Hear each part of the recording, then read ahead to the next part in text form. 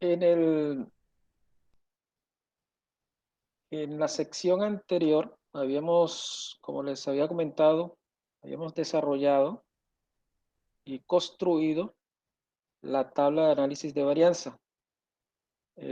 Vamos, obviamente, a hacer un repaso de lo que habíamos desarrollado en diseño unifactorial.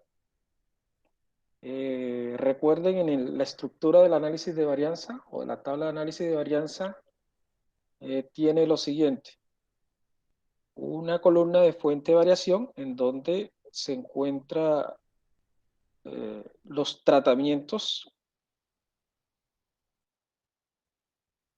el error y el total.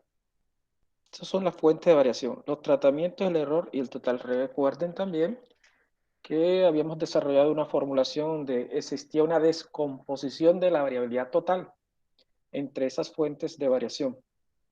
Esta fuente de variación se llama suma de cuadrados. Les presento lo que se había desarrollado en esta demostración matemática de lo que era la variabilidad total, que conocíamos esa variabilidad total como sumas de cuadrados. Esa suma de cuadrados, como dije hace un momento, se descompone en suma de cuadrados debido al tratamiento, que es el término o el primer término que está a la derecha de la igualdad, y la suma de cuadrados del error, que uno esperaba que esa suma de cuadrados del error sea lo más pequeño posible. Esa descomposición exige unas pruebas estadísticas que más adelante les explicaré.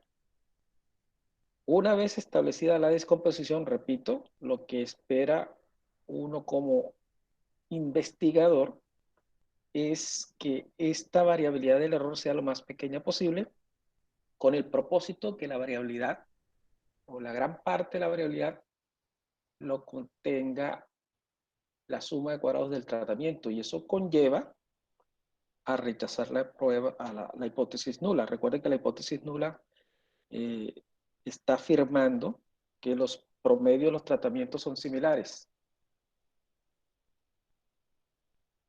Obviamente, si esta suma de cuadrados es grande, implica que existen diferencias entre los tratamientos. Una suma de cuadrados de tratamiento grande, repito, induce a rechazar la hipótesis nula. Esta descomposición de la suma de cuadrados se resumen en la tabla de análisis de varianza. La tabla de análisis de varianza tiene esa descomposición de la variabilidad total entre la del tratamiento, el error y el total. Estas son las formulaciones aplicadas para determinar la suma de cuadrados de los tratamientos.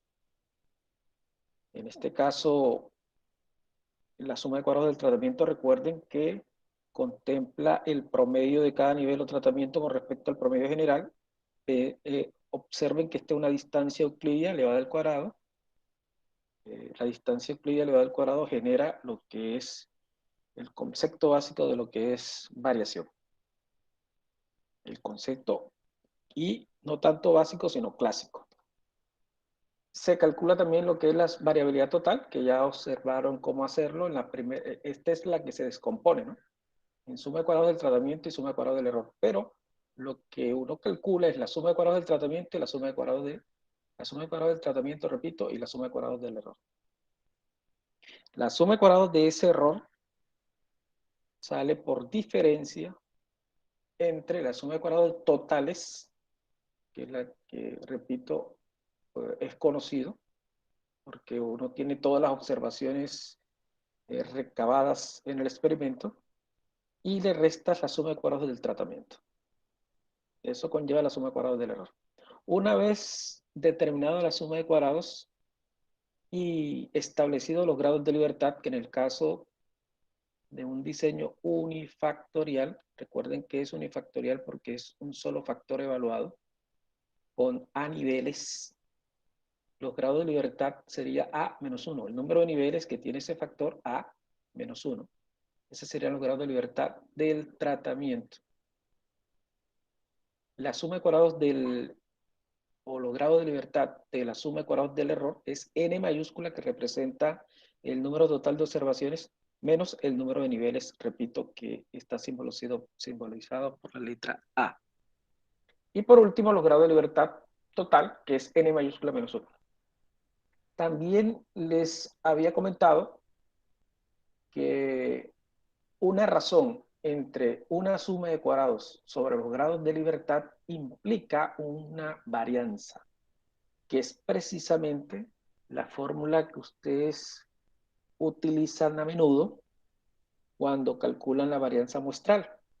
La varianza muestral es una razón entre una suma de cuadrados que está en la parte superior, en el numerador, y los grados de libertad que está en el denominador. Exactamente eso es lo que van a desarrollar aquí. Si ustedes toman la suma de cuadrados, cualquiera que sea, la del tratamiento, la del error, y la dividen entre la suma entre los grados de libertad, que es esta razón que ustedes ven en donde dice cuadrado medio, ese cuadrado medio es la varianza, en este caso del tratamiento, o la varianza del error. Como son varianzas, también observamos y desarrollamos en estadística inferencial una distribución que posee una razón de varianzas. Esa distribución es la famosa F de Fisher. Si tomas la varianza del tratamiento y la divides entre la varianza del error, obviamente estás realizando una razón de varianzas. Y esa razón de varianzas se conoce como la F de Fisher.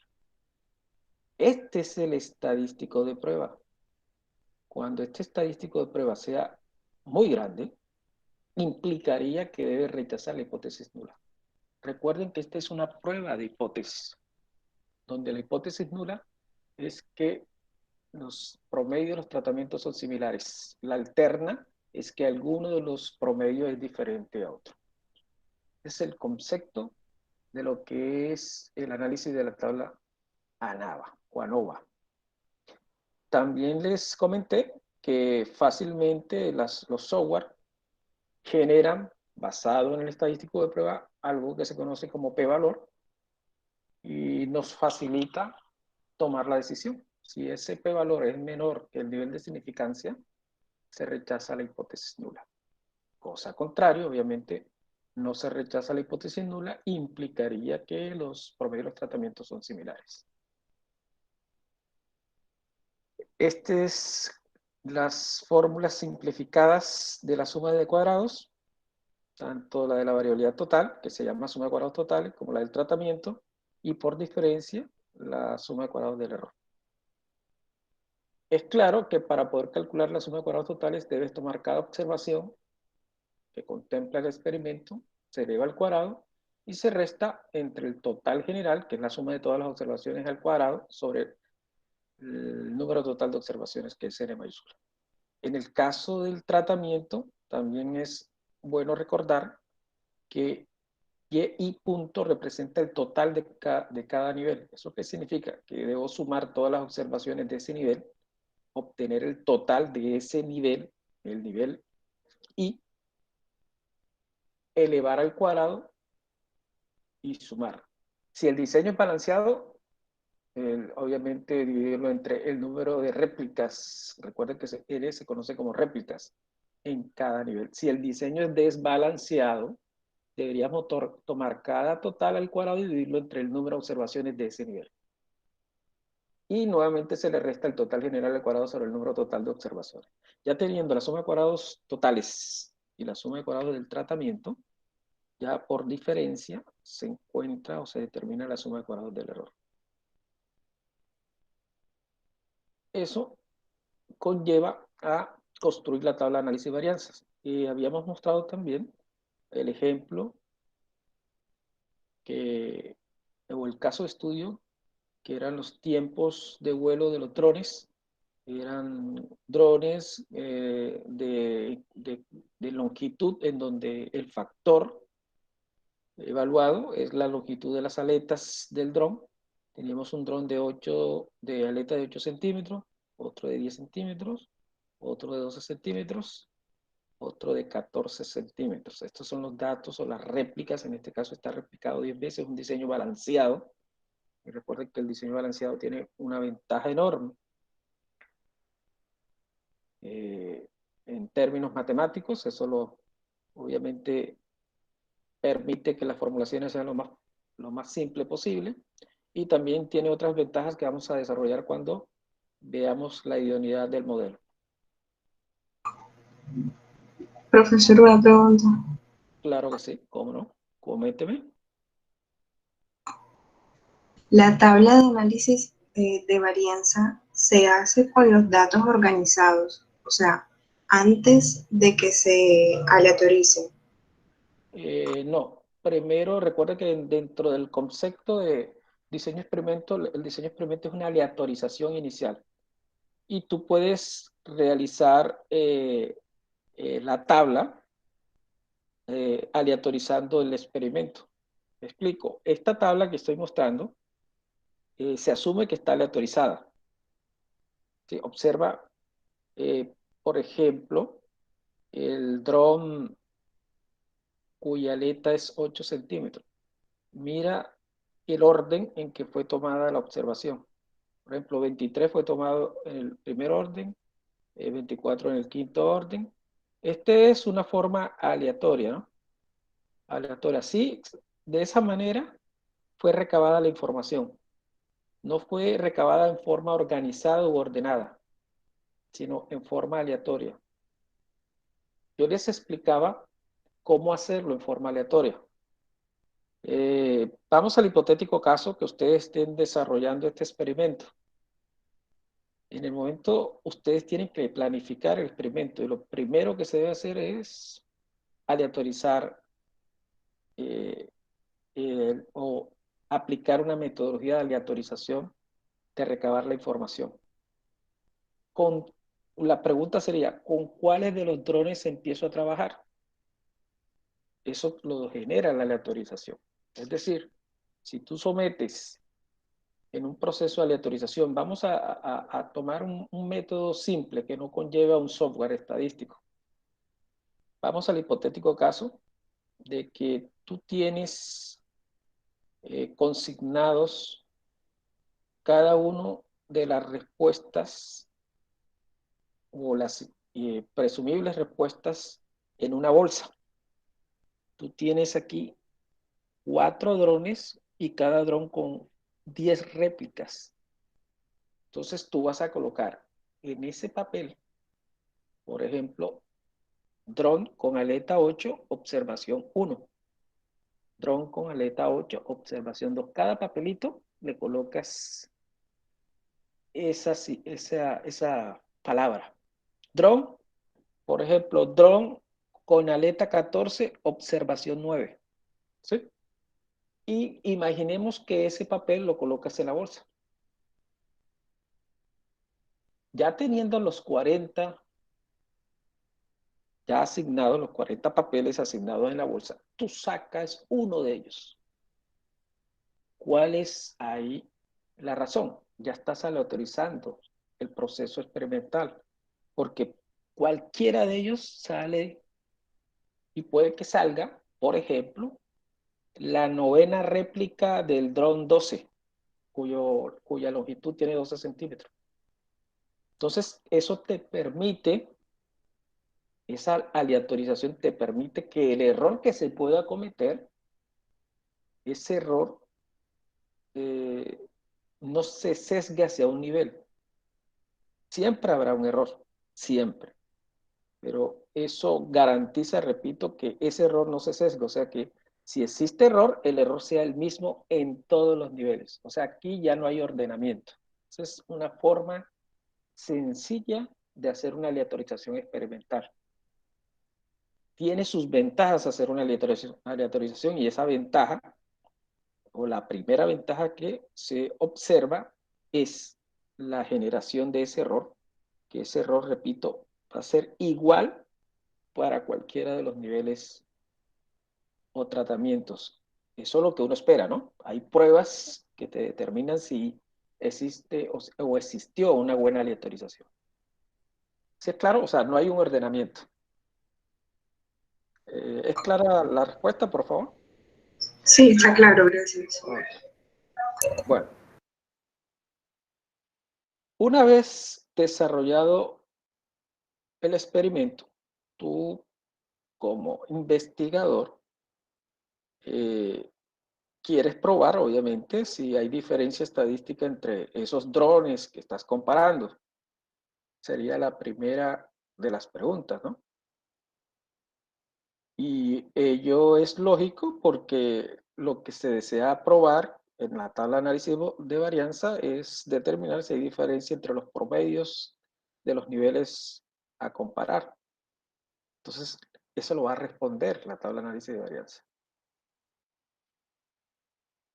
Pero, además de la tabla de análisis de varianza, como les decía en la sección anterior, tú puedes utilizar herramientas gráficas que te permiten visualizar el comportamiento de esos promedios o el comportamiento de esa variabilidad entre los niveles o tratamientos. Existen métodos que vamos a ver más adelante también, que se llama comparación múltiple de parejas, que te permite en forma diferencial también encontrar esa diferencia, no solamente utilizando métodos descriptivos como las gráficas, también hay métodos inferenciales como comparación múltiple de parejas. Recuerden, en el desarrollo este ejercicio encontramos la suma de cuadrados para el caso de los 4 drones a comparar, esa es la suma de cuadrados totales, ¿no? La suma de cuadrados, la total dio 1072.03. La suma de cuadrados del tratamiento, que dio como resultado 936.425. Y la suma de cuadrados del error, recuerden que es la diferencia entre la suma de cuadrados del total menos la suma de cuadrados del tratamiento, y eso dio un valor de 135.60. También les dije que la suma de cuadrados son valores positivos para el caso unifactorial, ¿no? Más adelante se van a dar cuenta que cuando se trata de diseño de experimento de covarianza, hay una suma de cuadrados que relaciona dos variables, una dependiente y otra independiente, que puede dar una suma de cuadrados negativa, obviamente. Este es el resumen de los cálculos que se desarrollaron anteriormente. Observen en la tabla de análisis de varianza que el cuadrado medio, que es la antepenúltima columna del tratamiento, es 312.142. Esa es la del tratamiento, y la de error 3.7668. Recuerden que estos datos, ¿de dónde provienen? De tomar la suma de cuadrados que acabamos de observar matemáticamente y dividirlo entre los grados de libertad. Por ejemplo, 312.142 es la división de 936.425 entre 3. Recuerden que 3 se refiere a 3 se refiere a los grados de libertad de A menos 1. A menos 1 recuerden que A es el número de tratamientos o niveles, y los grados de libertad del error es N mayúscula menos A. N mayúscula es 40 y A es 4, por eso da 36. Una vez obtenido los grados de libertad, toman la suma de cuadrados y lo dividen entre los grados de libertad. Entonces, una vez establecido esos grados de libertad, calculamos lo que es el cuadrado medio o varianza. Esta es la varianza del tratamiento y esta es la varianza del error. No espera que la varianza del error sea lo más pequeño posible. Recuerden eso. lo más pequeño posible la varianza del error. Ya teniendo la varianza del tratamiento y la varianza del error, se realiza la razón entre ellos para generar la F de Fisher. O sea, 312.142 entre 3.76 genera el valor de 82.87. Vean que es un valor F muy grande, ¿no? Y eso obviamente nos da una idea de que debemos rechazar la hipótesis nula. Eso se verifica con el p-valor. Recuerden que si el p-valor está por debajo del nivel de significancia que en este tipo de área, el diseño experimental generalmente se toma 0.05, ese p-valor implica entonces para este ejercicio, para este caso de estudio, que se debe rechazar la hipótesis nula. Conclusión, existe diferencia entre los tiempos promedios de vuelo de los drones a comparar.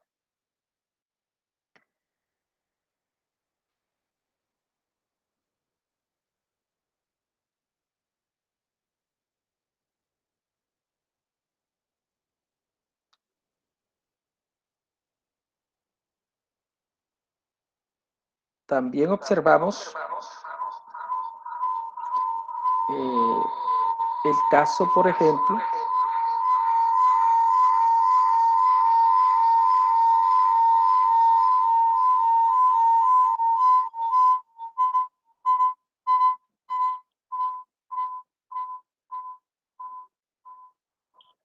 del R cuadrado,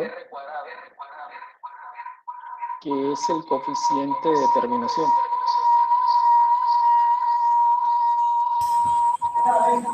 Profe, separa el teléfono del computador. Eso estoy haciendo, no se preocupe.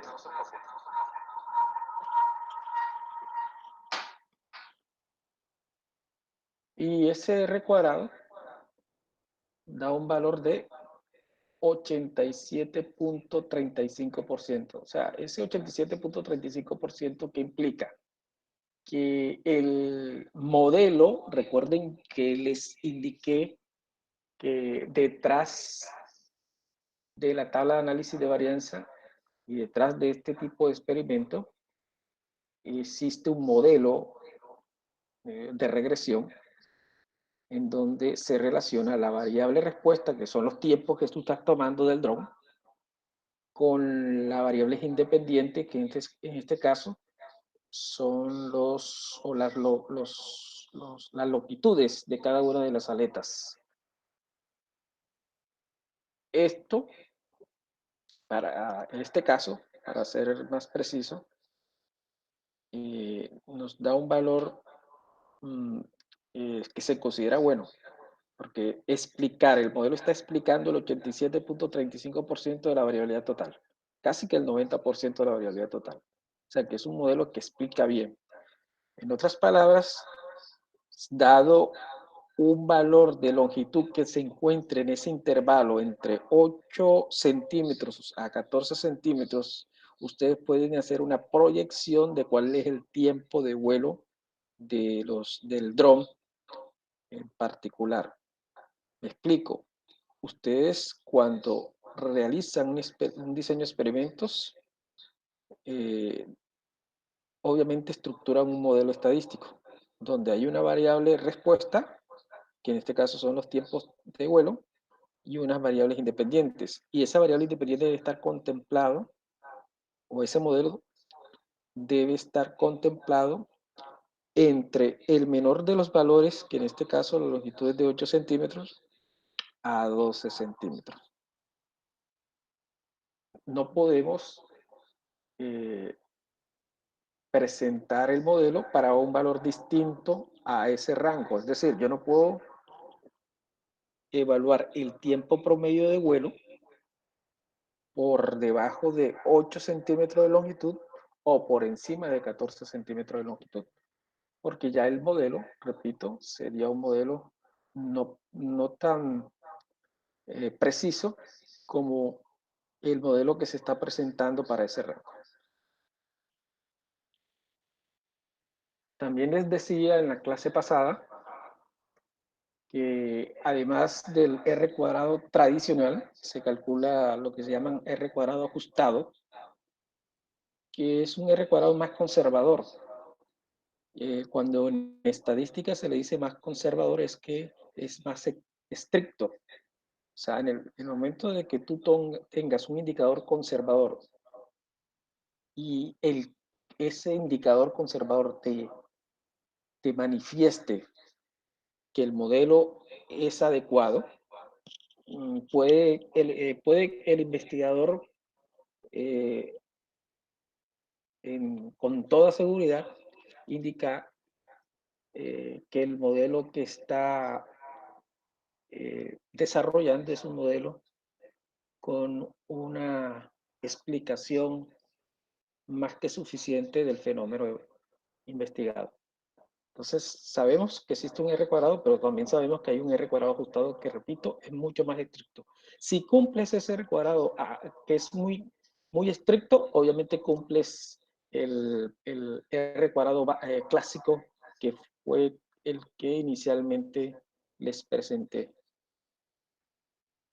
Miren que la diferencia está entre 0.8735 y el conservador da 0.8629. Es una diferencia muy pequeña.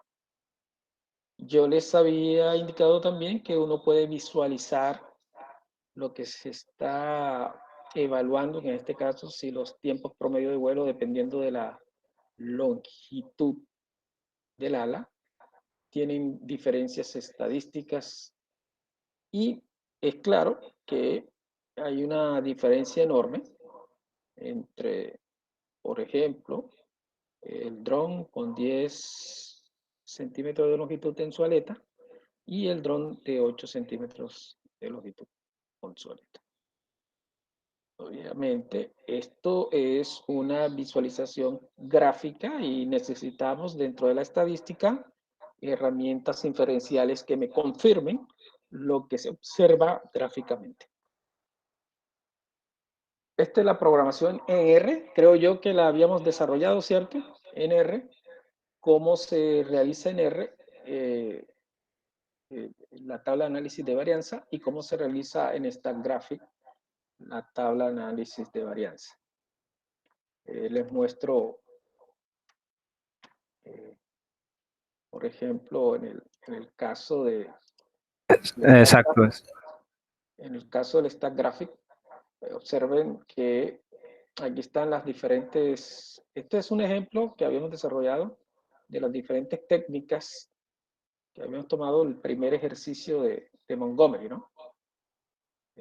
Vamos a...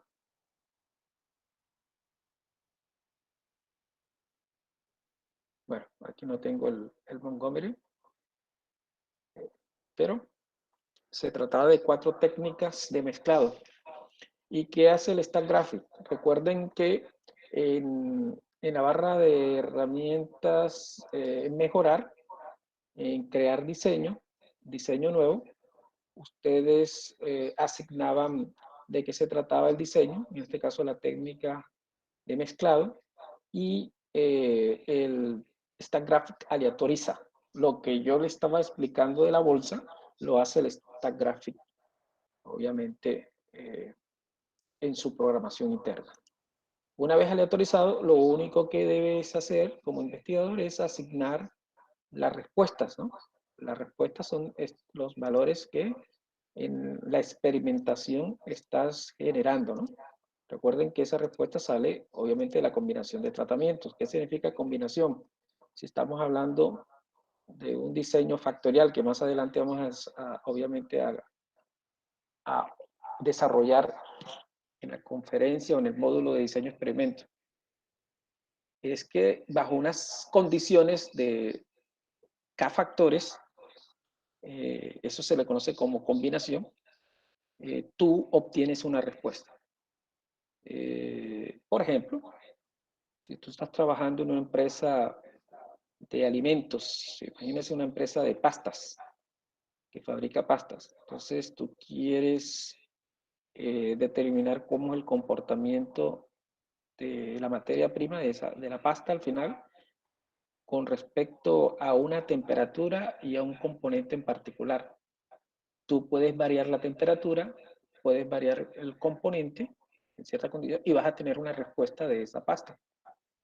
Pero si es un experimento que pretende llegar a resultados óptimos dentro del desarrollo de este proceso, es pertinente que el ingeniero encargado tenga la experticia, el conocimiento también del proceso, ¿no? Porque eres el que va a indicar a qué temperaturas y a qué concentración del componente vas a hacer el experimento. Entonces miren que habrá varias temperaturas, varios niveles de los componentes y esa combinación de temperatura 1 con el componente 2 ya te da unas condiciones experimentales que van a generar una respuesta distinta que si tomas la temperatura 1 con el componente o la combinación del componente en un tercer nivel y así sucesivamente. Eso es lo que genera respuesta. Y eso es lo que hace el Stack Graphic.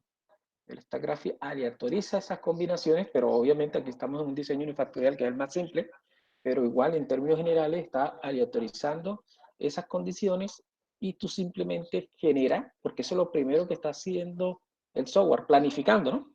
Una vez planificando esa aleatorización, tú lo único que tienes que hacer, lo que te diga el software, en este caso, ¿no?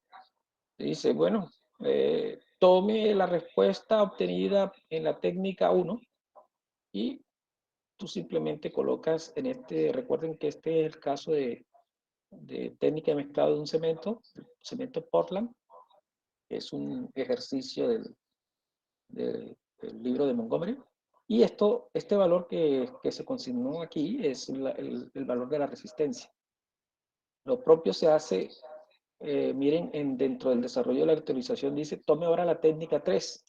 Tú toma la técnica 3 y obtienes la resistencia del cemento a esa técnica 3. Posteriormente vuelve con la 1. Miren que no es un ordenamiento, es una aleatorización. Ya cuando tengas esto en diseño experimento, una vez obtenida la aleatorización, lo único que debes hacer es ir a controlar, a mejorar, perdón, analizar diseño y analizar diseño. O sea, analizar diseño de experimento, analizar. Y en analizar lo único que te va a pedir es la variable respuesta, que es la resistencia. Miren, la resistencia, que es la columna, variable respuesta. Te da la resistencia, le das obviamente aceptar la ventana y él te va a generar la salida, que es el análisis que ustedes observan en la pantalla. ¿Qué es lo primero que vas a ver? Obviamente la tabla de análisis de varianza. La tabla de análisis de varianza te va a indicar si esas técnicas estadísticas difieren o no estadísticamente. Valga la redundancia. ¿Qué me está indicando, por ejemplo, esta tabla? Con un p-valor de .0005, que es mucho menor que .05, recuerden que les dije que el ingeniero investigador toma como referente el nivel de significancia alfa de .05. Recuerden, el nivel de significancia se conoce también como error tipo 1 dentro de la estadística inferencial. ¿Y qué me está indicando? Que si es menor, debo rechazar la hipótesis nula. Les recuerdo la hipótesis nula. La hipótesis nula es que existen diferencias estadísticas entre los niveles o tratamientos a comparar. En este caso, me está indicando que existen diferencias estadísticas entre las técnicas de mezclado del cemento. Esto te da la tabla de análisis de varianza. ¿Qué también puedes observar? Visualmente el diagrama de Box-Plot o de cajas. Yo quiero que ustedes visualicen algo de la importancia del diagrama de Box-Plots.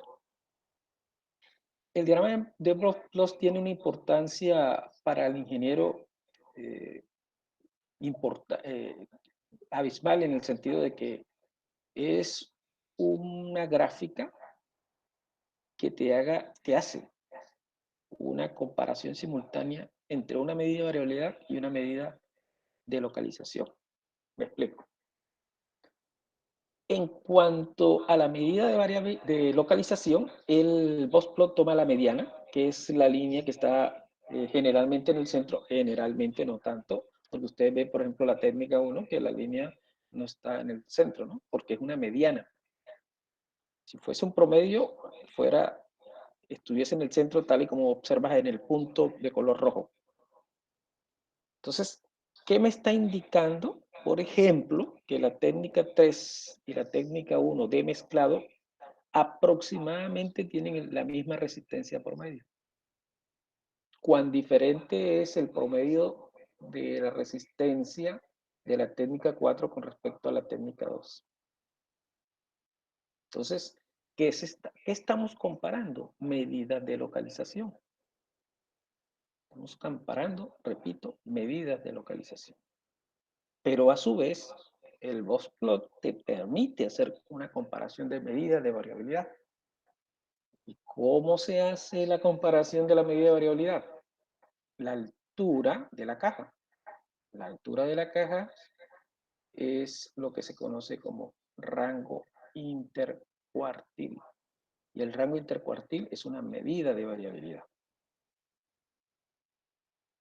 El análisis que se hace de esta gráfica, por ejemplo, es que la técnica 4 tiene menor altura que la técnica 2. O sea, yo puedo indicar, o ustedes pueden indicar que la técnica de mezclado 4 es mucho más estable que la técnica de mezclado 2, a pesar de que no cumple con el criterio, diría, fundamental del cemento, que es tener una buena resistencia. Entonces, para el ingeniero sería un caso a estudiar por qué la técnica 4 tiene mayor estabilidad que las otras técnicas. Entonces, eso hace parte del proceso investigativo.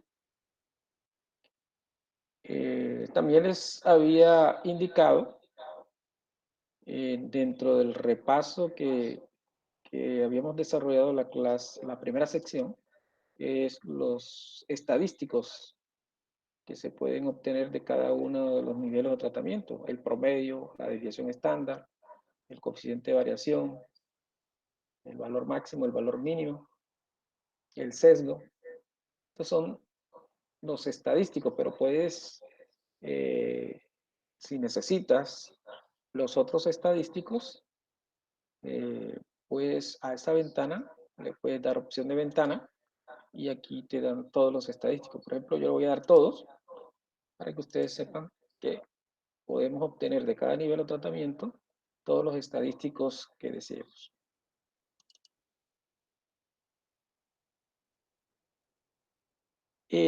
También les comenté que una vez desarrollado la tabla de análisis de varianza, hay una prueba de verificación que desde el punto de vista estadístico debería hacerse antes de hacer el análisis de varianza.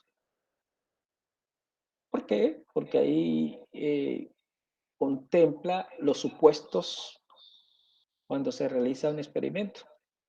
¿Cuáles son esos supuestos que uno debe tener en cuenta en el momento de desarrollar un diseño de experimentos?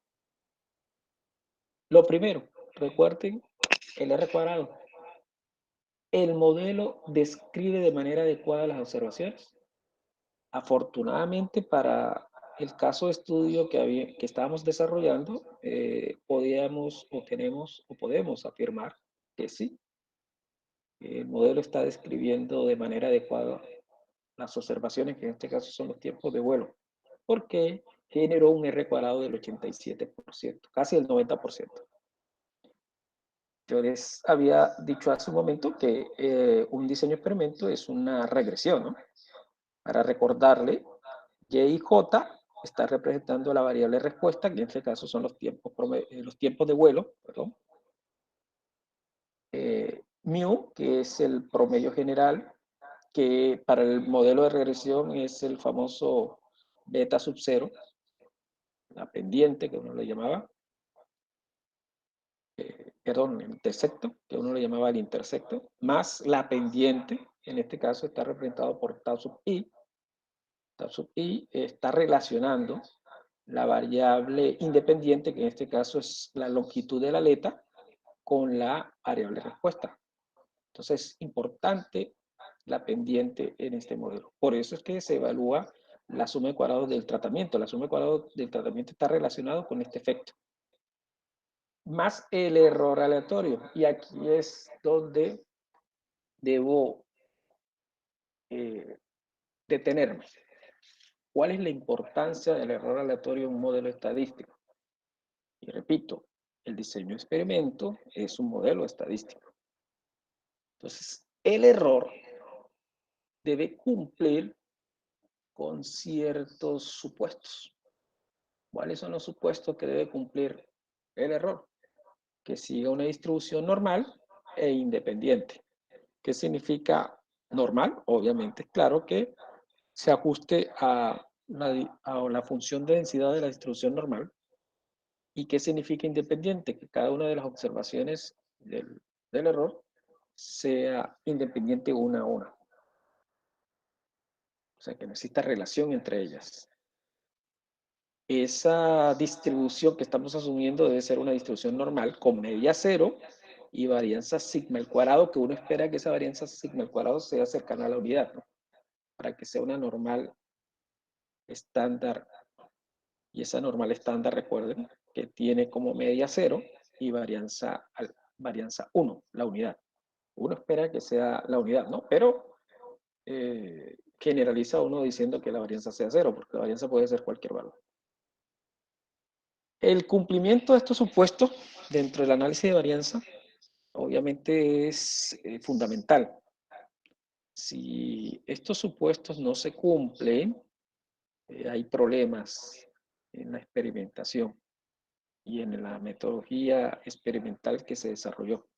Porque no solamente vamos a desarrollar lo que es la prueba de normalidad para los errores o residuales, que en este caso vamos a llamarles residuales, sino existen otras pruebas, como por ejemplo la prueba de independencia, la prueba de homogeneidad de varianza de los errores, que también hacen parte de la validación del modelo.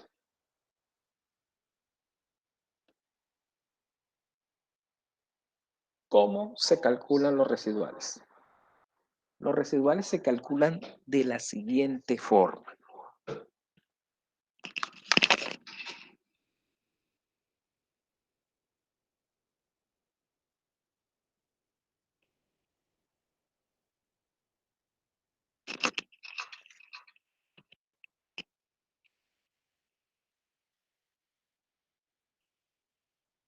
Se toma cada observación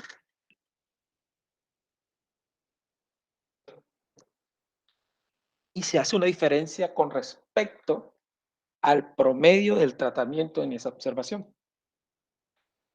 Por ejemplo, si tomamos los datos del dron cuya longitud de aleta es 8 centímetros, entonces se toma cada observación de esa aleta de 8 centímetros y se le resta el promedio que generó las 10 réplicas de ese tratamiento de ese nivel, en este caso la longitud de 8 centímetros. Esa es la manera de encontrar el error en cada uno de los niveles de tratamientos. Ese error es el que vamos a llamarle residual, es el que vas a desarrollar o el que vas a tomar para determinar si existe o no violación de los supuestos básicos que les expliqué anteriormente. Por ejemplo, un supuesto. Y lo primero que hay que hacer, que yo les dije, el supuesto de normalidad. ¿Será que los residuales cumplen con ese supuesto? Alguien podría decir, bueno, lo que se puede hacer, por ejemplo, es graficar los residuales en un histograma. Y eso es válido. ¿Me explico? Vamos al StatGraphic. El Stack Graphic, en el momento de desarrollar el análisis de varianza y generar, obviamente, las herramientas inferenciales y gráficas, también puede ustedes validar estos supuestos con los residuales.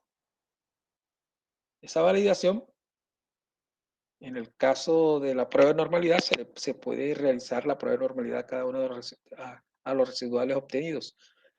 Pero vamos desde el concepto descriptivo de la estadística, vamos a desarrollar un histograma, que ustedes no lo ven aquí. El Stack Graphic no desarrolla el histograma. Pero ustedes pueden decirle al Stack Graphic, por ejemplo, en el icono donde aparece el disquete, decirle que grabe los residuales. Por ejemplo, le voy a dar clic al disquete, que me grabe los residuales. Miren, aquí están los residuales. Estoy diciendo que lo tomen y que lo grabe en la hoja A. Ya grabado, ustedes van a la hoja A, que está en el libro de datos. Ahí están los residuales. Miren, los residuales, estos son los residuales de este experimento.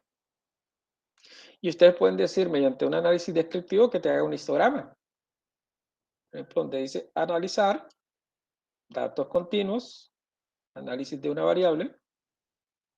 Y repito, miren que el software en la parte de diseño experimento no genera el histograma, pero ustedes lo pueden realizar. Miren, tomo los residuales, y le digo al software que genere el histograma de frecuencia. Parece ser una campana, ¿no?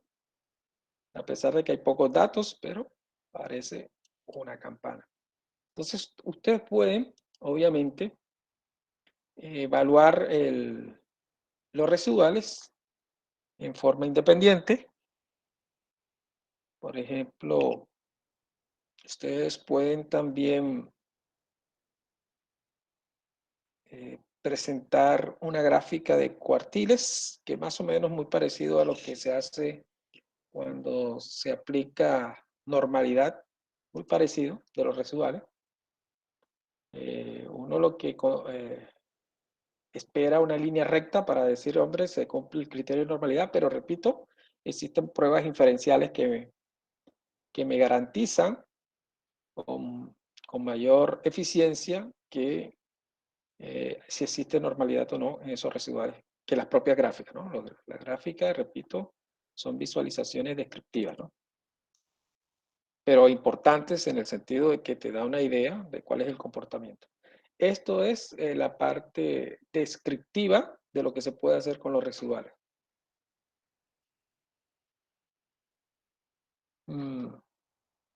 También es importante que ustedes sepan que no tanto la prueba de normalidad implicaría problemas en el experimento. Hay otras situaciones en que es importante, hay situaciones que son importantes evaluar otro tipo de inconvenientes dentro de la información recolectada. Y es, por ejemplo, encontrar puntos que se conocen como puntos atípicos o puntos fuera de contexto. En estadística se conocen como outliers. Esta es la formulación de cómo obtener los outliers. ¿Qué tiene que hacer? Tomar el residual y dividirlo entre la raíz cuadrada medio del error. Recuerda que el cuadrado medio del error en la tabla de análisis de varianza es una varianza, la varianza del error. Obviamente, es claro que si le saco una raíz, estoy calculando la desviación de esa varianza. La varianza es una estimación de la varianza del error. Al sacarle raíz es una desviación. Si ustedes analizan bien la fórmula realmente es una estandarización. ¿Por qué es una estandarización? ¿Sí recuerdan cuál es la fórmula del error? El error es una diferencia entre una observación y un promedio. Entonces, Imaginemos por un momento una observación menos el promedio sobre la desviación, una fórmula clásica de una estandarización. Y como es una fórmula clásica de la estandarización que ustedes consideran o consideramos como Z, cuando se asume una normalidad estándar en las observaciones, es claro, en el sentido teórico, de a qué se le llama outliers. Outlier es todo valor de IJ, que sería un Z, que esté por encima de 3 o esté por debajo de -3. ¿Por qué estos dos valores? Entre 3 y -3. Porque en ese rango de valores está la mayoría, un porcentaje apreciable de la información. Me explico. El 68% de los residuales uno espera que esté entre -1 y 1, el 68%. El 95% que esté entre -2 y 2. Y el 99.73% que esté entre -3 y 3. Ese valor de -3 y 3 es fundamental, por ejemplo, en áreas como control estadístico de calidad, donde uno espera, bajo la confiabilidad de los intervalos de confianza de las cartas de control, que esté los puntos entre -3 y 3, tal y como aparece en diseño experimento. Mire, que se encuentra entre -3 y 3. Si ese valor de IJ está entre -3 y 3, no tenemos problemas de outliers. Es claro cuál es la técnica que debemos utilizar. No todos ustedes pueden calcular el DIJ de todos los residuales, pero lo lógico sería que tomaran los residuales extremos, o sea, el más negativo de todos o el más positivo de todos, y aplicarle la formulación, y si ese extremo cumple con el criterio de normalidad en el sentido que está en este rango de valores, obviamente todos los residuales están cumpliendo. Miren que desde el punto de vista estadístico habría que aplicar la prueba de normalidad, pero a su vez determinar si existen aulares o no. Todo eso se hace con los residuales. Miren que realmente lo que estamos haciendo es validando el modelo. El modelo, es más, yo puedo tener un modelo que interpreta el 95%, pero puede violar los supuestos. Y ese es un modelo no adecuado.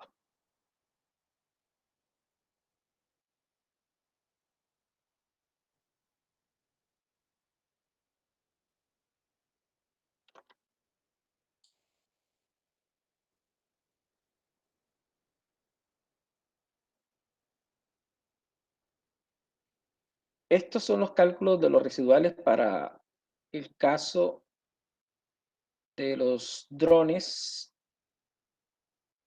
en donde se toma la observación de cada dron. Recuerden que son 4 drones, por eso que ustedes ven E4, y obviamente la diferencia entre la observación menos el promedio. Se tomó el valor más extremo, tal y como yo les había comentado.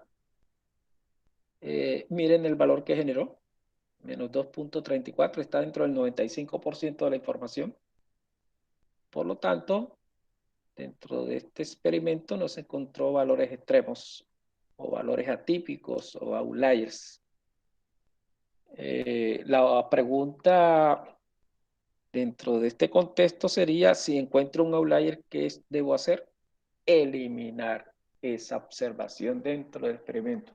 Desafortunadamente, si tú tenías un experimento balanceado, ¿qué significa balanceado? Que el número de réplicas en todos los niveles era el mismo, y eliminas 1 o 2 observaciones, ya nos queda un diseño desbalanceado. Y repito, matemáticamente no existe un peligro que el diseño sea desbalanceado, pero tiene ciertas complicaciones cuando el diseño es desbalanceado. Bueno, este es el caso de la prueba de normalidad y la determinación de outliers en los residuales. Observen que en el caso de los drones, Se hizo un histograma y el histograma afortunadamente generó una distribución normal.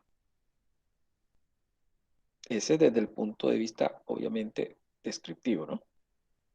Lo que les había comentado hace un momento, una gráfica QQ de normalidad. Uno espera que todos los puntos caigan dentro de la línea recta, pero no esperen que sea el concepto ideal, ¿no? Que todos los puntos estén en la línea recta, ¿no? Habrá uno que otros puntos, pero uno espera que la mayoría de los puntos se encuentren en la línea recta. Y repito, esto es visual, descriptivo, diagrama. Pero ustedes ya saben y ya conocen que hay pruebas de bondad de ajuste. Por ejemplo, la prueba de Shapiro-Wills, en donde podemos evaluar si esos residuales en sí una distribución o no normal. Miren, el R por defecto utiliza la prueba de Shapiro-Tex, la Shapiro-Wills, que en otra palabra. Y simplemente uno le dice Shapiro.text y genera obviamente la prueba. Veamos en R cómo se hace. Obviamente tú ya tienes la generación de los residuales, lo hiciste en StackGraphic. Recuerda que estos eran los datos del StackGraphic. Aquí están los datos. Lo que se hizo fue llevar esos datos a R, ¿no? Ya se tienen los residuales. Y estos son los residuales. Voy a abrirlo, ¿no? Un poquito más la ventana. Estos son los residuales del caso de la técnica de mezclado. Ahí están los residuales, recuerden. Uno le puede dar cualquier nombre, ¿no? Aquí en este caso se le dio el nombre de datos. Se coloca el signo menor, menos C, abro paréntesis y empiezo a colocar los residuales, no las observaciones, los residuales. Recuerden que estamos validando el modelo. Se puede hacer el histograma y se aplica la prueba de Shapiro-Wills. Esta prueba también de Anderson, pero resulta que la prueba de Anderson no la hice aquí porque yo debo bajar unos paquetes. Recuerden que yo les dije que hay que bajar unos paquetes en R, pero por defecto, afortunadamente, se tiene la prueba de Shapiro-Wills. Este add.test debo bajar el paquete NorthTest y NorthTest para poder evaluar esta prueba de Anderson. Pero vamos a hacer la prueba simplemente que tenemos de Shapiro-Wills. Por ejemplo, aquí voy a tomar los datos, voy a limpiar la consola en R. Voy a decirle a R que me tome los datos de los residuales. Ya los tomó. Miren que inmediatamente si sale un error es porque obviamente hay que corregir cualquier comando. Vamos a decirle a R que haga un histograma. Es fácil, pero uno le dice hist y datos, que sería el nombre del archivo.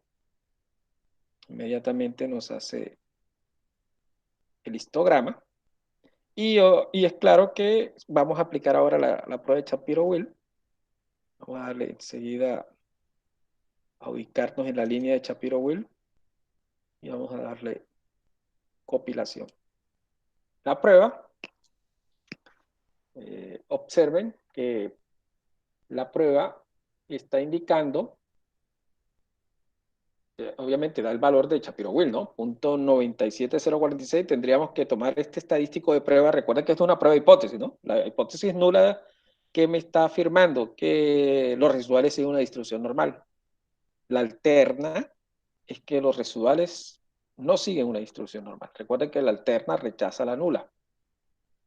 El estadístico de prueba nos dio 0.97. Ese estadístico debe ser comparado con el valor crítico de una tabla. Y si este estadístico de prueba es superior que el de la tabla, debemos rechazar la hipótesis nula. O sea, debemos rechazar el supuesto de normalidad en los residuales. Pero desafortunadamente no tenemos la tabla. Pero afortunadamente los software generan otro estadístico que es el p-valor, que realmente es una medida de probabilidad, y se compara el p-valor con el nivel de significancia que les había comentado hace un momento, que generalmente es 0.05, y que nos da como resultado que el p-valor dio 0.846. Si el p-valor está por debajo del nivel de significancia, se rechaza la hipótesis nula. Pero este p-valor generó un dato de 0.846. Eso significa que está por encima de 0.05, no se rechaza la hipótesis nula. Y recuerden que la hipótesis nula es que los residuales siguen una distribución normal. O sea, el supuesto de normalidad en los residuales se cumple. Y afortunadamente, en este caso, se cumplió. Esta es la prueba de normalidad en R. El Stack Graphic también tiene prueba de normalidad. Uno, estando en el libro de datos, puede ir donde está el Stackwiser, que es el sombrerito que ustedes ven aquí. Le dan clic. Bueno, parece ser que la versión mía las versiones deberían, en Starwise, debería tener las pruebas. Desafortunadamente mi versión no las tiene. Bueno, desafortunadamente. Pero debería esta parte, si tienen la versión, por favor, le dan al Starwiser y él genera una ventana en donde están todas las técnicas estadísticas del Stack Graphic. Uno dice prueba de normalidad e inmediatamente genera la prueba de normalidad. Mi versión, desafortunadamente, no la tiene, pero debería estar aquí, la prueba en este icono. Podemos hacer, si no está en mi caso, ¿no? Si no está ahí en ese link, yo voy a tomar otra vía distinta, que es la vía de ajuste de datos no censurados. Esta vía también se puede evaluar si hay normalidad o no. Él por defecto, él toma la distribución normal, pero inmediatamente le va a decir, hombre, si por defecto al tomar la distribución normal se cumple, te va a dar con p-valor, te va a indicar si es cierto o no. Voy a darle clic, voy a tomar los residuos. Aquí observen que generó una media de 0 con una desviación estándar de 101.34, pero aquí lo importante es la evaluación de Shapiro-Wilk en la parte inferior. Miren que da el valor de 0.83, que fue la que es un valor cercano al que el valor P, ¿no? De 0.83 muy cercano al que generó R. 0.83 R arrojó 0.846. Entonces, esa es una manera de desarrollar la prueba de normalidad tanto en R como en esta gráfica. Repito, en esta gráfica debería estar aquí. Starwiser, aquí. Pero ustedes pueden verificarlo con la versión que tengan. Bueno, una vez evaluado la prueba de normalidad, miren todo lo que se hace para determinar si el modelo es adecuado. No solamente construir la tabla de análisis de varianza, sino verificación del modelo. Ustedes también deben evaluar en los residuales en forma temporal. Aquí es importante algo. Cuando uno habla de un orden temporal, es porque como se hizo el procedimiento de aleatorización en forma correcta, se asume, por ejemplo, voy a irme a esta gráfica que hizo el proceso de aleatorización, se asume que técnica 1 fue la primera, que técnica 3 fue la segunda, porque eso fue en el tiempo cómo se tomó la información. Y como en el tiempo se tiene claro cómo se tomó la información, esta validación se hace precisamente en el tiempo, cómo los residuales fueron evaluados.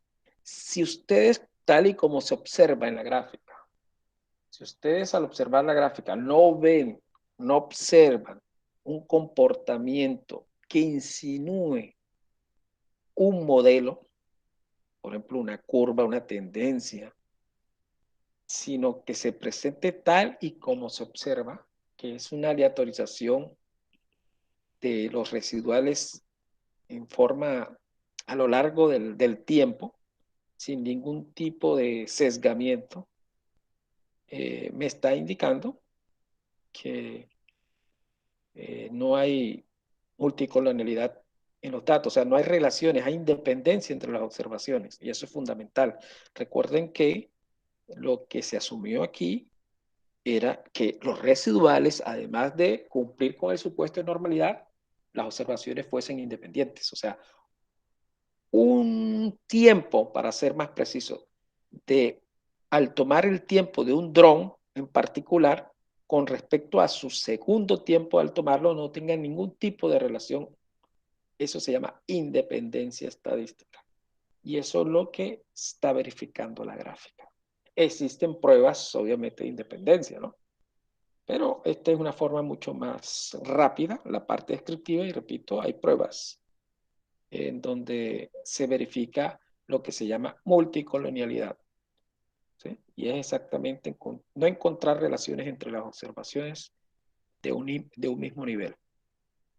Afortunadamente, parece ser que para nuestro experimento de los drones no se cumple, afortunadamente, ¿no? Por otro lado, hay otro supuesto. Ya sabemos, este es el supuesto de independencia, ¿no? Supuesto de independencia. El anterior, supuesto de normalidad, y evaluando outliers. Ahora viene el supuesto de homogeneidad de varianzas. Esto es, en diseño experimento, es uno de los supuestos fundamentales, porque realmente lo que uno busca es que la varianza del error, mire la prueba de hipótesis, ¿no? La varianza del error del tratamiento 1 sea similar a la varianza del error del tratamiento 2, y así sucesivamente, que la varianza del error del tratamiento A. Lo que yo les decía al inicio, si yo hago una buena aleatorización, yo espero que el error de cada uno de los niveles o tratamientos sean similares, porque resultó una buena aleatorización. Y también hace un momento les indiqué que afortunadamente la gráfica de Gauss-Plot me mide también si existe una diferencia significativa entre las variabilidades de cada uno de los tratamientos a comparar en forma visual. Pero, repito, existen pruebas de bondad de ajuste. En la gráfica también observan una gráfica de puntos igual que hicimos con el caso de la independencia, ¿no? Pero a diferencia aquí es que no es a lo largo temporal donde se tomaron las observaciones, sino es con respecto al promedio de cada uno de los niveles. Aquí en el eje de las X yo coloco los promedios de cada nivel y hago una gráfica de los residuales con respecto a ese promedio. Y observo si existe algún comportamiento, alguna figura, para no hablar de comportamiento, una figura que me indique que no hay homogeneidad en las varianzas. ¿Y cómo uno sabe en forma gráfica si hay homogeneidad o no de la varianza en este esquema? Ya sabemos que en el esquema del box plot es sencillo, ¿no? Mirando las alturas de las cajas. Si imagínense una caja que tenga una altura bastante apreciable, uno dijera, bueno, no hay homogeneidad en las varianzas. Pero aquí parece ser que el supuesto de homogeneidad de varianzas se cumple. Y aquí, en el caso de los puntos, si yo veo un comportamiento de un cono, ¿vale? Un cono que es conocido por ustedes, que los puntos se vayan abriendo a lo largo del promedio o se vayan cerrando a partir de una apertura grande, ¿sí? Como si fuese un triángulo, un cono, para hacer nuevamente recalcar que es un cono. Entonces, inmediatamente uno deduce de la gráfica que puede haber problemas de homogeneidad de varianzas. Aquí lo que está diciendo es que la varianza del error de cada uno de los tratamientos a comparar son similares, que es lo que yo deseo, ¿no? Que la varianza del error sea similar en todos los tratamientos. O sea, la idea es no rechazar esta hipótesis nula. Afortunadamente, como les decía, no solamente la parte descriptiva en la gráfica me permite hacer esa evaluación, sino utilizar técnicas inferenciales. Entre estas, la prueba de Bartlett. La prueba de Bartlett es una prueba con la famosa distribución chi cuadrado. Esta prueba de Bartlett,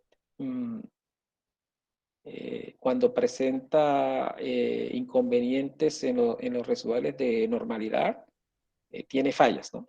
Si, por ejemplo, en el caso de la prueba de normalidad residuales no hubiese salido que estrictamente normal en el sentido de que la prueba hubiese superado algo, no tan en forma significativa, podría ser que la prueba de Bartlett falle. Esta prueba de Bartlett es muy sensible al concepto de normalidad. Es decir, la prueba de Bartlett me garantiza la prueba que es eficiente cuando el supuesto de normalidad se cumple. Si ese supuesto de normalidad es débil, muchos autores recomiendan otra prueba que se llama la prueba de Leven, que es mucho más robusta a la normalidad. Pero la más habitual es la prueba de Bartlett, ¿no? ¿Qué dice la prueba de Bartlett? Utilizando una chi cuadrado. 2.3026 Q sobre C. Q es esta fórmula. Vean que Q tiene algo que se llama varianza ponderada al cuadrado. Esta varianza ponderada al cuadrado es el cuadrado medio del error. Para hacer esto, recuerdan cuando dimos intervalos de confianza de diferencia de medias. Esta es la famosa varianza ponderada, la misma. Y esta es la varianza de cada uno de los tratamientos o niveles. Es claro que si la varianza de los tratamientos o niveles son similares, todas son iguales, este Q se hace igual a 0. Porque la varianza ponderada es precisamente un promedio, entre comillas, de la varianza de cada una de esas varianzas. Si yo tomo esto y digo que todas son similares, me va a dar el mismo resultado aquí y esto se hace 0. Obviamente, si son similares, Q igual a 0, el chi cuadrado va a dar 0.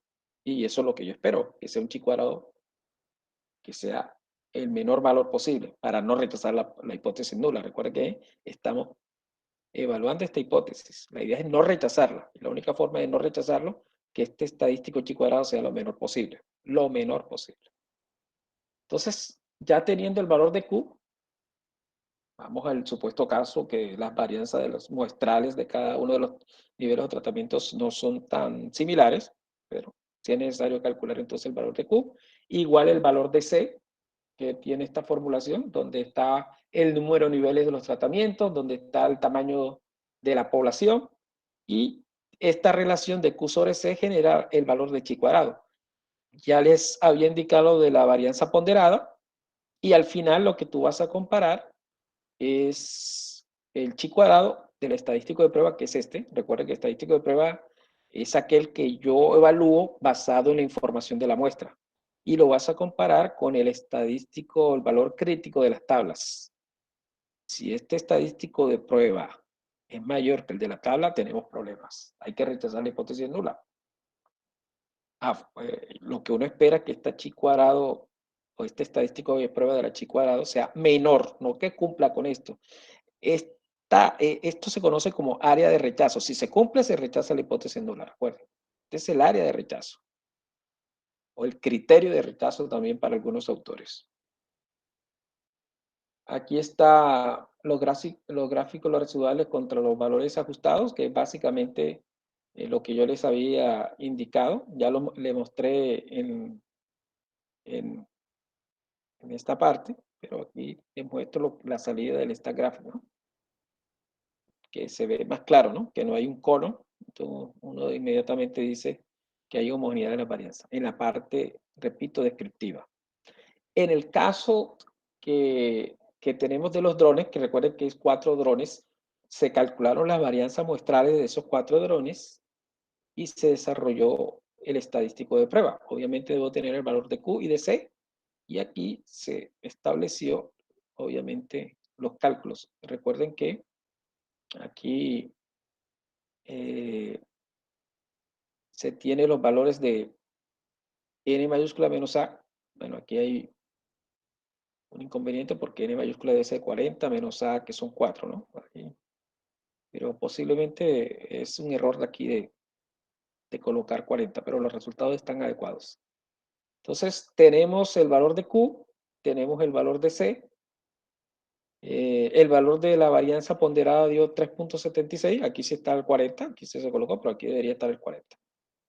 Se realizó los cálculos, dio 1.233, o sea que el momento de colocar aquí 40 y resultó este valor de chi cuadrado que dio, que es una razón entre 2.30 entre Q sobre C, generó un valor de 1.233.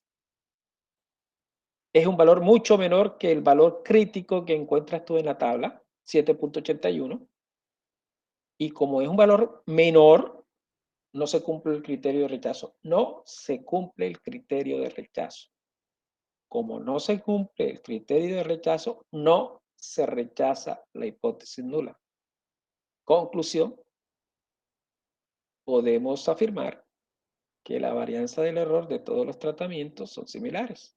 O sea que hay homogeneidad en las varianzas. Y por último, ya validando el modelo, porque ya está validado el modelo, porque todas las pruebas indicaron no rechazar la hipótesis nula. Lo que se pretende ahora, tal y como arrojó el Stack Graphic en su tabla de análisis de varianza, recuerda que el análisis de varianza que arrojó, de que existen diferencias estadísticas entre los niveles o tratamientos, y entonces hay que buscar qué niveles o tratamiento difieren. En el caso de la técnica de mezclado, parece ser que la técnica 4 difiere obviamente sustancialmente de la técnica 2, para el caso de la técnica de mezclado. Para el caso de los drones, recuerden que aquí tenemos a la mano los resultados, ¿no? Y el resultado de la tabla de análisis de varianza que habíamos desarrollado inicialmente de los 4 drones, esta es la verdadera Bossplot, ¿no? Había contemplado que hay una diferencia estadística entre unos drones que otros, o sea, se había rechazado la hipótesis nula de diferencia de igualdad entre los drones, porque dio un valor, obviamente, de un p-valor menor que 0.05. O sea, hay diferencia estadística entre los drones. ¿Qué esperamos nosotros? Obviamente, mediante la técnica de comparación múltiple de parejas, que es la que viene ahora, es determinar esas diferencias. ¿Cuáles drones difieren uno de otro? No sabemos si el dron 1 difiere del 2 o del 2 difiere del 3. Sabemos visualmente, mediante Bossplot, que el de 10 obviamente difiere sustancialmente del de 8 de centímetros de longitud, pero eso se necesita verificar con pruebas inferenciales. Una de las pruebas inferenciales era, por ejemplo, lo que se llama diferencia mínima significativa de Fisher. Miren que la hipótesis nula es comparar los promedios de un nivel I con respecto a un promedio de nivel J, mediante este estadístico de diferencia significativa, que es una t-student, ¿no? Miren que hay una diferencia entre este es el promedio del nivel I menos el promedio del nivel J. El promedio del nivel I es cualquiera de los niveles o cualquiera de los drones en este caso con respecto a otro. Y aquí está el número de observaciones de réplica de cada uno de ellos. Ese se llama la prueba de diferencia significativa de Fisher, llamada LSD. Y observen que, como les decía, es una prueba de t-student. Y aquí está la fórmula cuando el diseño es balanceado y cuando el diseño es desbalanceado. O sea, son para dos formulaciones, balanceado y desbalanceado. La prueba la tenemos en el Stack Graphic, pero luego la voy a desarrollar matemáticamente. Aquí la debo tener en comparación múltiple de pareja. Aquí las mismas pruebas que les había contemplado.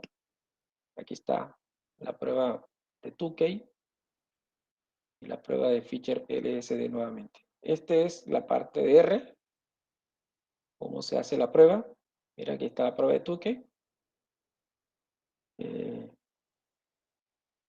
Pero dentro de esas pruebas, una de las más aplicadas es la prueba de Tukey, una de las más aplicadas, porque existen otras pruebas distintas a LSD y Tukey. Hay una prueba que se llama de Dunet, una prueba que se llama de Duncan, pero la más aplicada es la prueba de Tukey, que es lo que aparece en R, como en este caso, y lo que aparece en el stack graph. Vamos a mirar la prueba de Tukey.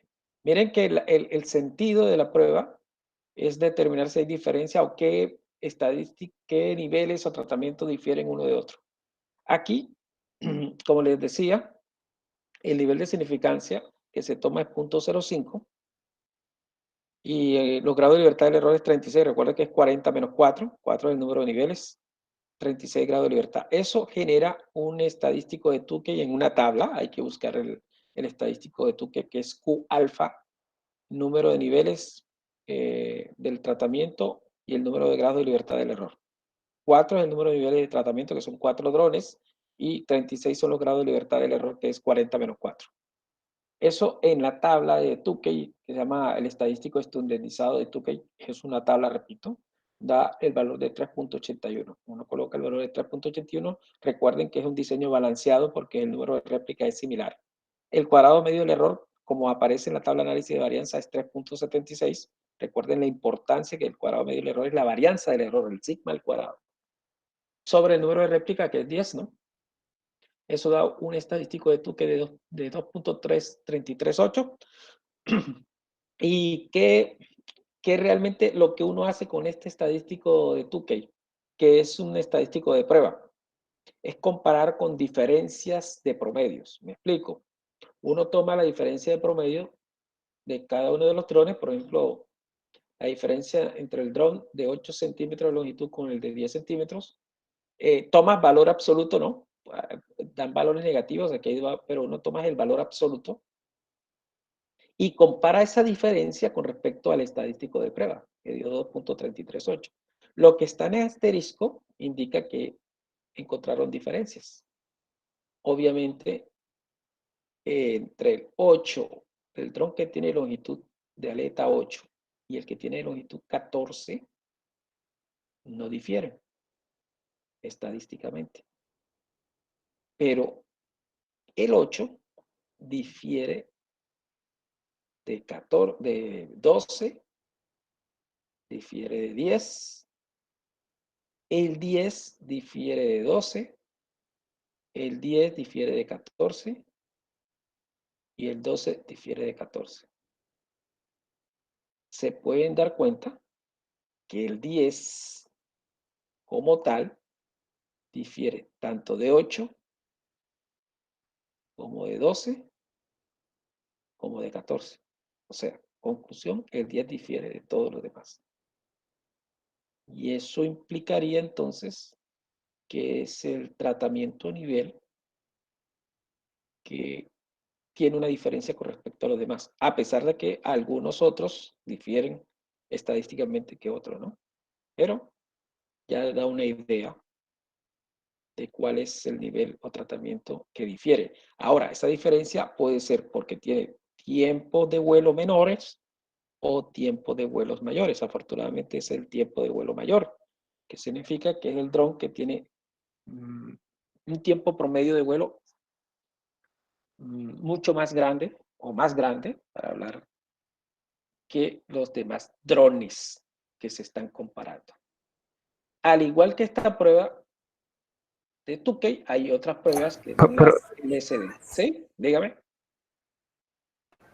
pero ¿Pregunta? del 8 no difiere, profe. O sea, del 8 difiere negativamente. Y entiendo, sí, porque Sí, claro. la Eh, recta, ajá. Entonces sí, difiere del pero 10, del 14 y del 12, pero difiere negativamente del 8. sí, correcto. Lo que es importante decirte es el valor absoluto. Por eso te hablé de valor absoluto, para tener mucho más preciso la prueba. En valor absoluto, es Ok, más, profe. algunos autores, ¿qué hacen? Le colocan enseguida valor absoluto para no contemplar esa confusión que tenemos ahora. Entonces, uno coloca valor absoluto y trabaja con el valor absoluto. porque es claro que existe la confusión, porque si yo tengo un Bueno, estadístico profe, de gracias. 33.8, es claro que si yo tengo un valor negativo, ¿qué pasa aquí? Es en valor absoluto. ¿Sí? Bueno, le decía que en el Stack Graphic genera todas las pruebas, ¿no? Vamos a mirar el Stack Graphic. Ya está la prueba en el Stack Graphic, porque se establecieron, aquí le voy a dar a aceptar para que me genere todo. Miren que el Stack Graphic, aquí en esta ventana que voy a abrir, aquí aparece prueba de rangos LSD. Mire, por defecto aparece LSD. Y observen, recuerden que no son los drones. Estos son las técnicas de mezclado, que es el primer ejercicio de Montgomery. Entonces, ¿qué me está indicando? Lo que aparece de color rojo es porque encontró diferencias estadísticas. Se encontró diferencias en todas las técnicas de mezclado, exceptuando entre técnica de mezclado 3 y la 1. La 3 y la 1 fue la que no encontró diferencias significativas, pero en todas las demás difiere estadísticamente la técnica de mezclado. También observan en esta parte donde dice grupos homogéneos, unas cruces, y ¿cómo lo interpretan ustedes? Porque esto es algo visual, ¿no? Lo de las cruces es algo visual. Observen que debajo de esta cruz no hay más. ¿Sí? Esta es la técnica 4. Debajo de esta cruz no tengo más. Pero debajo de la cruz de la técnica 3 está la técnica 1. O sea que yo puedo decir estadísticamente que estos son similares, tal y como aparece aquí en la prueba. Mire. Por eso que la técnica 3 y la 1 no difieren estadísticamente, porque son similares. Una cruz está debajo de la otra. Pero esta cruz, que ustedes ven aquí, o esta X, mejor, tiene diferencia con respecto a todas las demás. Lo propio se hace la técnica 2. De encima de la técnica 2, la X, no hay ninguna, por lo tanto difiere estadísticamente de las demás. Las únicas, en términos de inferencia, las únicas que son similares son la técnica 3 y la técnica 1. Entonces, ya con este tipo de herramientas, ya como ingenieros ustedes pueden, además de evaluar si hay diferencias estadísticas entre niveles, evaluar qué nivel difiere del otro. Y además, obviamente, como les decía, detrás de todo este experimento, diseño experimental y un modelo estadístico, ya conocen las técnicas para evaluar la violación de los supuestos que uno debe tener en cuenta cuando se planifica un experimento como tal. Estas validaciones son fundamentales. Uno no puede proseguir el experimento si estas validaciones no se hacen. Si no se hacen las validaciones, no se puede seguir el experimento. No se puede realizar, por ejemplo, las técnicas de comparación múltiple de parejas, tal y como yo les había indicado hace un momento. Yo debo resolver los problemas de validación del modelo. Por ejemplo, cuando hay problemas de normalidad, habría que no aplicar el diseño experimento clásico basado en la normalidad, sino un método no paramétrico. Hay métodos no paramétricos en diseños experimentales. O en su defecto, si tú quieres aplicar el diseño experimento clásico de normalidad, tendrías que transformar la información. ¿Qué significa transformar la información? Aplicarle una ecuación matemática que te permita generar un valor distinto al observado originalmente. Me explico, si yo estoy tomando tiempos y hago una prueba de normalidad y no cumple con la prueba de normalidad, ese tiempo lo puedo transformar, por ejemplo, aplicando logaritmo, y le aplico logaritmo a las 40 observaciones de tiempo. Ese logaritmo, al aplicarle logaritmo en base 10, por ejemplo, me va a generar valores distintos con una distribución en cuanto al histograma distinto.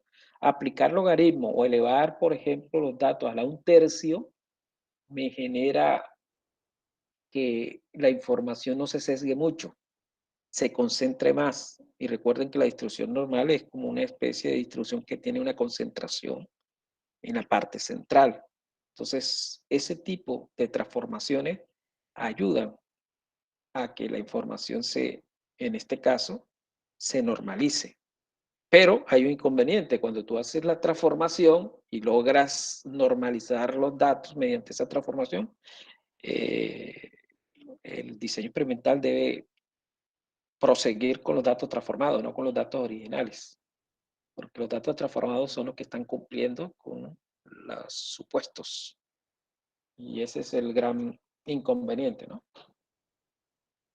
Preguntas, por favor. ¿Alguna duda? ¿Algo que quedó claro en toda esta presentación?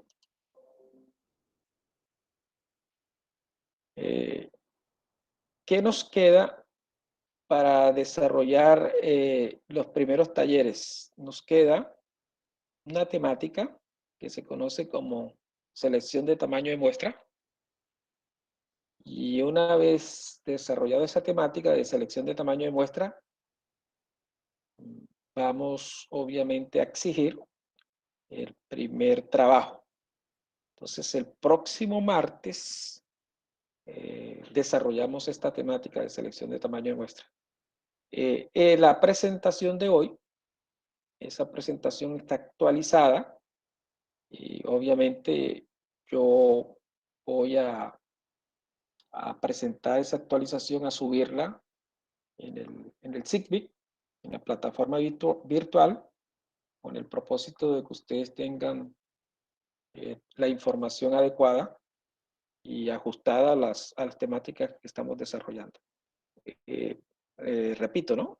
La única temática que nos hace falta es la selección de tamaño de muestra, que para poder desarrollar la temática habría que tener las tablas que posee el libro de Montgomery con el propósito de poder hallar las potencias y la confiabilidad y obtener el tamaño de muestra adecuado. Recuerden que cuando se hace un experimento uno toma unas observaciones. La pregunta es, ¿cuántas observaciones voy a tomar? Y la respuesta se obtiene con esta técnica que vamos a presentar el próximo martes. ¿Alguna pregunta, por favor? Algo que no supe explicar bien, algo que no quedó claro.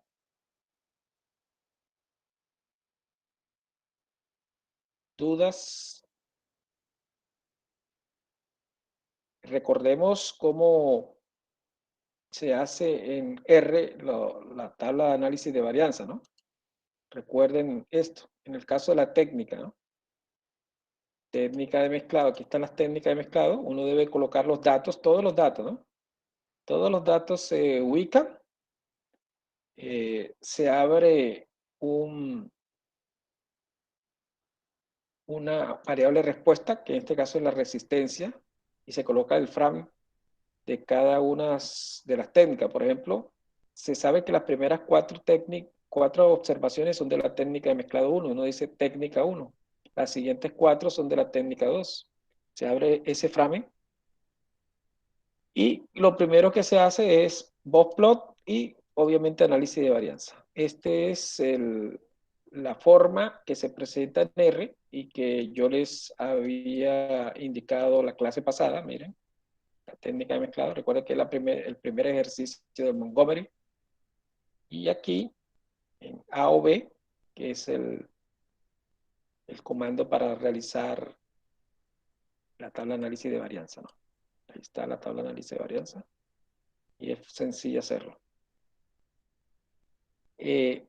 También se pueden desarrollar las pruebas 2K, miren, LSD tiene, perdón, el R tiene la prueba de 2K, aquí es un programa para hacer, para determinar intervalos de confianza, ¿no?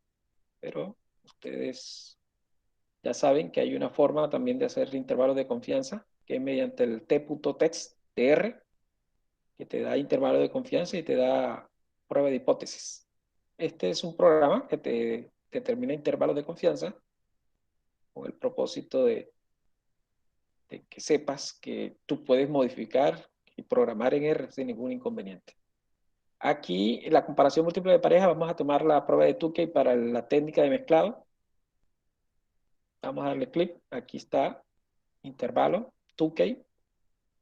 Entonces, realizamos la prueba y miren, aquí están los resultados que arroja la prueba de Tukey. Están las diferencias, ¿no? Las diferencias estadísticas entre cada una de ellas. Aquí está un valor inferior, un valor superior, el p-valor. ¿Y qué se puede dar cuenta? Miren, hay en la técnica 4 con respecto a la 2 hay una diferencia significativa. Recuerden que uno evalúa basado en el p-valor. Por ejemplo, la técnica 3 y la técnica 1 tiene un valor p ajustado de 0.96 y la técnica 2 y 1, 0.14. Entonces, también R está generando estas evaluaciones de comparación múltiple de parejas. ¿Cuál de las técnicas de comparación múltiple de parejas debe uno tomar? Cualquiera que se ajuste a las condiciones reales del proceso. O sea, yo puedo tener en mi proceso una prueba de Tukey que se ajusta muy bien, pero en otro proceso distinto puede que la prueba de LSD sea la más ajustada, a pesar de que son muy similares, o la prueba de Duncan es más ajustada. También la próxima clase vamos a ver una prueba que se llama la ¿Y prueba cómo define uno ese grado de ajuste, profe? Qué pena. ¿De cuál técnica utilizar? ¿Sí esa es la pregunta? ¿De cuál de las? Exactamente, Sí, ¿cómo determina uno cuál técnica? Sí, señor, ¿qué sí, técnica se ajusta más a...? sí, lo que pasa es que, como les decía yo y lo dije en la clase pasada, es que uno es el que conoce el proceso. Y si yo tengo una técnica que difiere enormemente del conocimiento que yo tengo del proceso y tengo otra que se acerca o me dé el resultado esperado, entonces obviamente me quedo con el resultado esperado, con la técnica del Ok, resultado. ok, profe. Eso, en estadística pasa lo mismo, así sea una estadística hasta descriptiva. Entonces, hay estadísticas descriptivas que te ofrecen una visión totalmente distinta a lo que tú realmente estás viendo. Entonces, tú te quedas obviamente, con la herramienta que tú consideras que es una herramienta que se ajuste al fenómeno que tú estás y que tienes conocimiento, ¿no? Porque uno no puede decir, esta técnica se ajusta a este fenómeno sin haber conocido o no tener en detalle cuál es el fenómeno. Entonces, esa es la idea. ¿Alguna otra pregunta, por favor? Bueno, chicos, entonces el día martes, como les había comentado, finalizamos con selección de tamaño de muestra y la prueba de Dunet, que es una de las pruebas que hace falta. Explico de qué consiste. Es una prueba muy parecida a Tukey o a LSD, salvo que Dunet aplica la prueba cuando se hace control. ¿A qué se refiere control? Por ejemplo, que uno de los niveles sea el nivel control. Eso pasa mucho en salud. Por ejemplo, cuando se hace unas pruebas para una vacuna, siempre hay una muestra control y hay unas muestras en donde se le inyecta a las personas o se le ofrece a la persona la vacuna o los posibles medicamentos. Entonces uno compara el control con respecto a los demás niveles.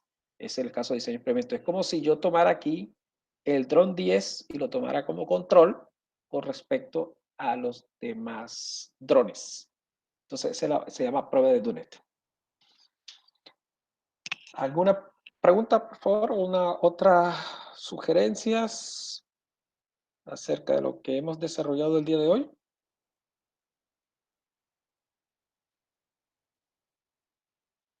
Bueno, chicos, entonces, para finalizar, espero que haya sido provechoso el tema de hoy. El tema de hoy es muy matemático en el sentido de la parte de validación del modelo y el interés se centra en las técnicas de comparación múltiple de parejas una vez establecida y validado la idoneidad del modelo.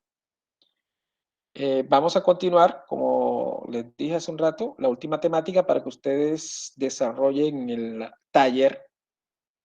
Que recuerden que ese taller debe estar ajustado a un artículo científico basado en la temática que se presenta en la información y deben desarrollar dentro del artículo toda la temática que se ajuste, ¿no? La que se ajuste, no toda la que ustedes han visto en las últimas semanas, pero la que se ajuste al problema que se está presentando. ¿Alguna duda, por favor? ¿Alguna pregunta? Entonces, es más, agradecer su presencia y nos vemos el día martes. Gracias por todo.